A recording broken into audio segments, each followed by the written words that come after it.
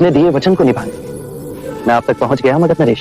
मैं जानता था आप अपना वचन कभी ना तोड़ेंगे, किंतु अब आप वो रहे ही नहीं। कौन हो आप? मुझे नया संबोधन दिया, बुद्ध। अति श्रेष्ठ। बुद्ध बुद्ध बुद्ध बुद्ध बुद्ध बुद्ध। मैं भी अब आपको बुद्ध ही कहूंगा। सिद्धार्थ से बुद्ध का परिवर्तन अद्भुत है। आपका आभामंडल, आपसे झरता शांति का झरना, आपका अभूतपूर्ण सौंदर्य इस बात की हुंकार दे रहा है कि आप उस परम ज्ञान को उपलब्ध हो चुके हो। और मैं चक्रवर्ती राजा होने के बाद भी निम्न ही रह गया। ये ऊंचता नीचता का विचार ही असत्य है।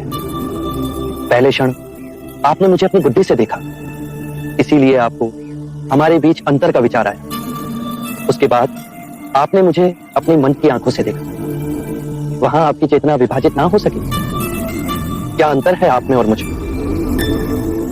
एक ज्ञानी अज्ञानी से पूछ रहा है कि क्या अंतर है उसमें और मुझ में। पृथ्वी और स्वर्ग में क्या अंतर है? पृथ्वी तुम्हारी जड़ें हैं और स्वर्ग तुम्हारी फैलती हुई ऊर्जा। बुद्धि की चालाकी देखो, फिर वो दो हिस्सों में विभाजित कर रही है।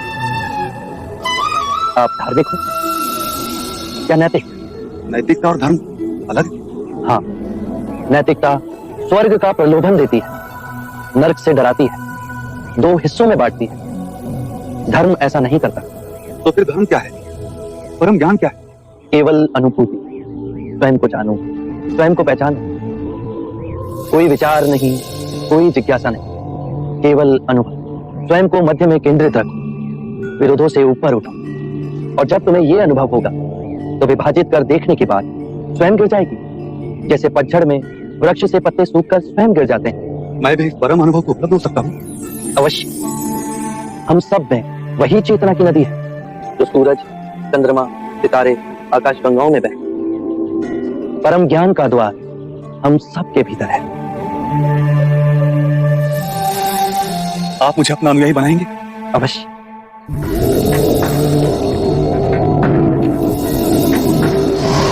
वो सबके लिए उपलब्ध होना चाहिए। और अंत में मेरी भयानक परीक्षा हुई। काम, क्रोध, माया, वासना, तृष्णा मेरे सामने कई रूपों में आए, पर मैं विचलित नहीं हुआ, अडिग रहा। मैंने संकल्प लिया, प्राण जाए या परम सत्य उपलब्ध हो, और अंत में मुझे परम सत्य प्राप्त हुआ।